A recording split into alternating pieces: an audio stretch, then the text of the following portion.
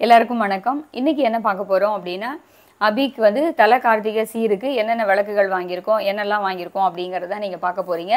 இந்த வருஷம் தான் வந்து ஃபர்ஸ்ட் கார்த்திகை சீர் அப்படிங்கிறதுனால தல கார்த்திகைக்கு என்னென்ன வாங்கியிருக்கேன்னு பார்க்கலாம். கல்யாணத்தும் போதே பார்த்தீங்கன்னா வந்து வெள்ளியில் வந்து குத்துவிளக்கு, அதுக்கப்புறம் பித்தளையில் குத்துவிளக்கு, இதெல்லாம் வந்து நம்ம வந்து பெருசானதெல்லாம் வந்து கல்யாணத்தும் போதே கொடுத்தாச்சு. இருந்தாலும் கார்த்திகை சீர் அப்படிங்கிற போது நம்ம ட்ரெடிஷ்னலாக என்னெல்லாம் பண்ணணும் அப்படிங்கிறது தான் நம்ம வந்து பார்க்க போகிறோம். ஃபஸ்ட்டு அகல் விளக்கு அப்படின்னு பார்த்தீங்கன்னா மண் அகல் வாங்குவோம் இல்லையா, இந்த மாதிரி செட்டு செட்டாக உள்ள அகல் வந்து 10 அகல் இதெல்லாமே வந்து கடைகளில் இப்போ வந்து ஹைப்பர் மார்க்கெட் சூப்பர் மார்க்கெட்டில் கிடைக்கிறது. நான் ஏற்கனவே நிறைய வீடியோவில் சொல்லியிருக்கேன். தங்கம் ஹைப்பர் மார்க்கெட்டில் வந்து எல்லா விதமான பொருட்களுமே கிடைக்கிறது. இந்த மாதிரி வந்து இது வந்து மண் அகல், இந்த மாதிரி இது ஒரு 10 விளக்கு, இது ஒரு 10 விளக்கு இருக்குது. இந்த மாதிரி அடுத்தது வந்து கலர் விளக்குகள் அப்படின்னு சொல்லிட்டு இந்த மாதிரி இதுவுமே ரொம்ப நல்லா இருக்குது, நீல கலரில்.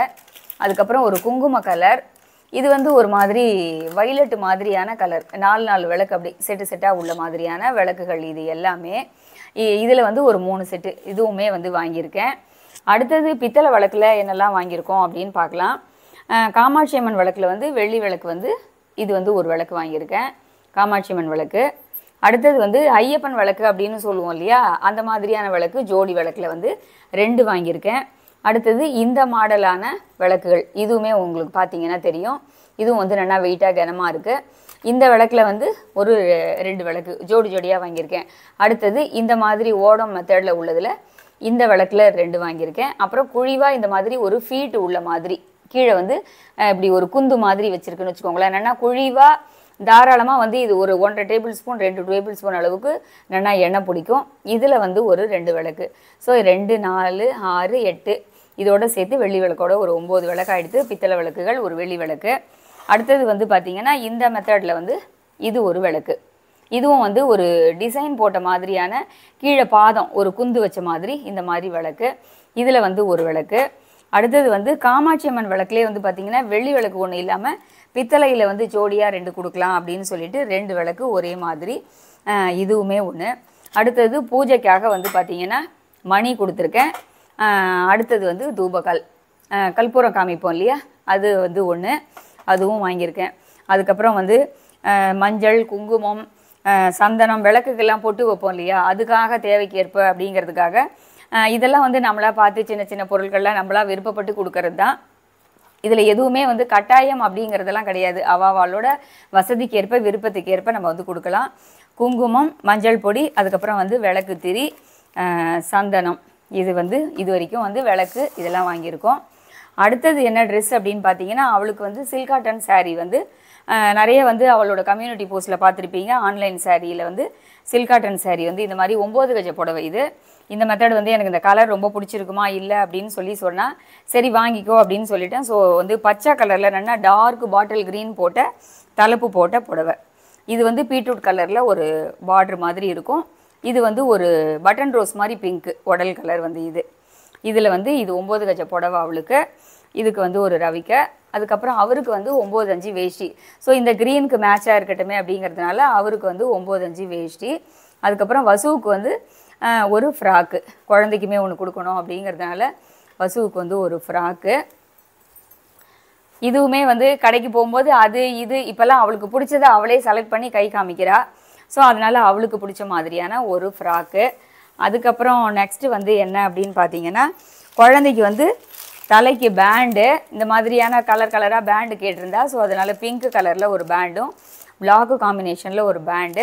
அதுக்கப்புறம் குழந்தைங்களுக்காக ரொம்ப ரொம்ப சாஃப்டான ப்ரஷ் மாதிரி உள்ள ஸ்பாஞ்சியான ஒரு சீப்பு. இந்த மாதிரி சீப்பால் தலை வரும்போது குழந்தைங்களுக்கு நல்லா வந்து தலைக்கு ரத்த ஓட்டம் இருக்கும், முடி வளரும் அப்படிங்கிறதுனால இந்த சீப்பு கேட்டிருந்தா. ஸோ இதுவுமே வந்து இதெல்லாமே வந்து வாங்கியிருக்கேன், தீபத்துக்கு வாங்கியிருக்கேன். இன்னும் என்ன பண்ணணும் அப்படின்னு பார்த்தீங்கன்னா, பொரி உருண்டை பண்ணணும், பொரியில் வந்து பருப்பு தேங்காய் பண்ணணும். அதுக்கப்புறம் வந்து வெத்தலை பாக்கு, மஞ்சள் கிழங்கு, பழங்கள், புஷ்பம் இது வரைக்கும் வாங்கணும். எண்ணெய்க்கு வந்து நம்ம எண்ணெயாக வாங்கி கொடுக்கக்கூடாது அப்படிங்கிறதுனால எண்ணெய்க்கு வந்து பைசாவாக கொடுத்துட்டோம் அப்படின்னா அவள் வாங்கிப்பா. அந்த எண்ணெயை வச்சு விடுறதுக்காக ஒரு தூக்கு வாங்கி கொடுக்கணும். அதுக்கப்புறம் பொரி உருண்டை போட்டு கொடுக்கறதுக்கு ஒரு பாத்திரம். இது எல்லாமே வந்து பொரி உருண்டை பாத்திரம் இதெல்லாம் வந்து நம்மளோட ஆப்ஷன் தான்.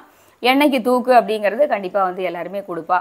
அடுத்தது வந்து பொரி உருண்டையும் பருப்பு தேங்காயும் பண்ணணும், அடுத்தது பழங்கள் வைக்கணும். நெக்ஸ்ட்டு என்ன பண்ணுறோம் அப்படிங்கிறத அடுத்தது பார்க்கலாம். ஸோ இது வரைக்கும் வாங்கியிருக்கேன் அப்படிங்கிறத வந்து உங்களோட வந்து ஷேர் பண்ணியிருக்கேன். பாருங்கள் எப்படி இருக்குன்னு சொல்லுங்கள். அடுத்தது என்னங்கிறதையும் பார்க்கலாம்.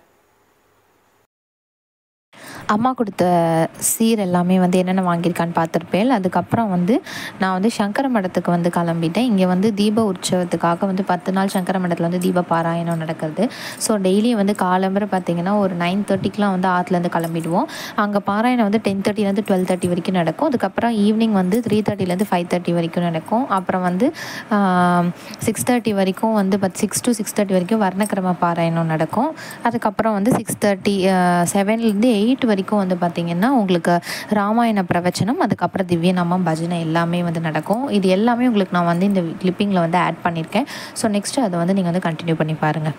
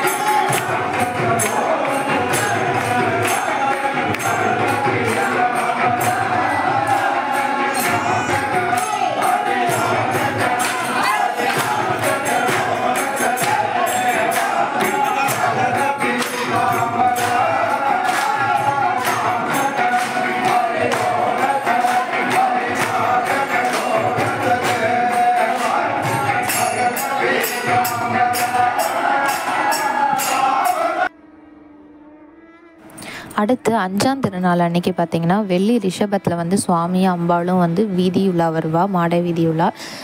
இந்த வெள்ளி ரிஷபம் வந்து பார்த்திங்கன்னா பெரிய வெள்ளி ரிஷபம் அப்படின்னு வந்து சொல்லுவா. அதாவது இந்த உலகத்திலேயே, அதாவது மேலே வந்து கைலாயத்திலே இவ்வளோ பெரிய ரிஷபமே இல்லை அப்படின்னு வந்து சொல்கிறா. 150 வருடமாக வந்து இந்த வெள்ளி ரிஷபத்தில் தான் வந்து சுவாமி வந்து உற்சவம் அந்த மாதிரி வீதி உலா வர்றதா வந்து இந்த தீப உற்சவத்தில் வந்து சொல்கிறா. இந்த ஒரு நாள் தீபத்தில் கொடி ஏற்றம் ஆரம்பித்ததுக்கு அப்புறத்துலேருந்து 5ஆவது நாள் தான் வந்து இந்த பெரிய வெள்ளி ரிஷபத்தில் சுவாமி வருவார். அது வந்து பார்க்குறதுக்கே ரொம்ப வந்து அழகாக இருக்கும். நிஜமாகவே சுவாமி அம்பாளும் வந்து அப்படியே நிஜமான ரிஷபத்தில் அப்படியே நேர்லேயே வர மாதிரி இருக்கும். அதை பார்க்குறதுக்கு அன்றைக்கி பயங்கரமான க்ரௌடு. 2வது சுவாமி வந்து அன்றைக்கி வர்றதுக்குமே ரொம்ப லேட் ஆகும். நாங்கள் சுவாமி பார்க்கும்போதே மணி வந்து 12:30 ஆகிடுது. அதுக்கப்புறம் இதெல்லாம் முடிச்சுட்டு ஆற்றுக்கு போகும்போது மணி வந்து 2. ஸோ அன்றைக்கி வந்து இந்த சுவாமியை வந்து ரிஷபத்தில் வந்து ஏற்றுறதுக்கே வந்து கொஞ்சம் டைம் ஆகும், 1/2 hour ஆகும். இந்த தடவை வந்து பார்த்திங்கன்னா வித்தின் ஒரு 15 minutesலேயே வந்து சுவாமியை வந்து அந்த ரேம்பில் வச்சு தான் வந்து வெள்ளி ரிஷபத்தில் ஏற்றுவா. ஸோ அதை வந்து சீக்கிரமாகவே ஏற்றிட்டாங்க அப்படின்னு வந்து சொன்னாங்க. சுவாமி அதுக்கப்புறம் கொடை வச்சு கட்டணும். கொடை வந்து அதே மாதிரி சுவாமியை வந்து காக்கிற கொடை. இதுவும் வந்து கிட்டத்தட்ட ஒரு 150 வருஷமாகவே இந்த கொடை தான் வந்து சுவாமிக்கு வந்து பாதுகாத்து அந்த மாதிரி வீதி உலா வரும்போது வச்சு கட்டுறதுக்கு பயன்படுத்துகிறா அப்படிங்கிற விஷயமும் வந்து நான் வந்து தெரிஞ்சுட்டேன். ஸோ இது வந்து நேரில் வந்து பார்க்க முடியாத எல்லாருக்குமே வந்து ரொம்ப யூஸ்ஃபுல்லாக இருக்கும் இந்த வீடியோ. சுவாமியை வந்து பார்க்க முடியாதவா இதில் வந்து பார்த்துக்கிறதுக்கு பயனுள்ளதாக இருக்கும் அப்படின்னு நினைக்கிறேன்.